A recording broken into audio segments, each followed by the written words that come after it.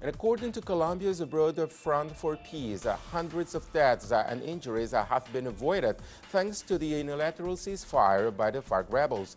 The group is now calling for the government to join in the truce. Our correspondent Natalia Margarita has this report from Bogota.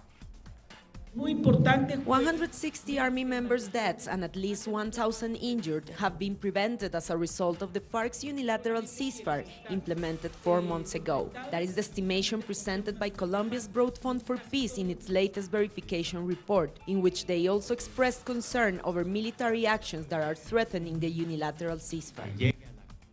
It is very important that the FARC maintains its truce, but also it is compulsory to move forward towards a bilateral ceasefire. The report warns about an escalation of the conflict following the decision by President Santos to lift the suspension on airstrikes after 11 soldiers were killed during a military clash last week. Those air raids that the president ordered to assume allegedly against the insurgency already took the life of indigenous women, but also today we got informed that airstrikes over indigenous and peasants territories in Cauca are taking place.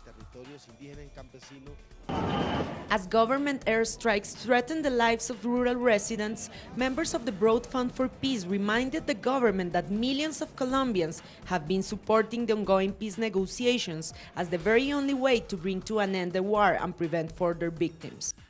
Unfortunately, there are enemies of the peace process taking advantage of unfortunate incidents to boost them in order to discredit the peace process.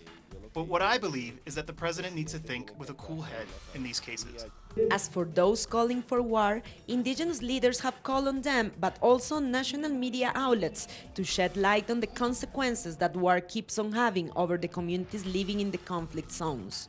A massacre against indigenous people took place recently when 8 indigenous resistants were assassinated in less than a week, and nothing at all regarding this have been said in the national media. It's called to value all Colombians' lives equally, but mainly and foremost to realize how many lives can be saved by a definitive cessation of hostilities.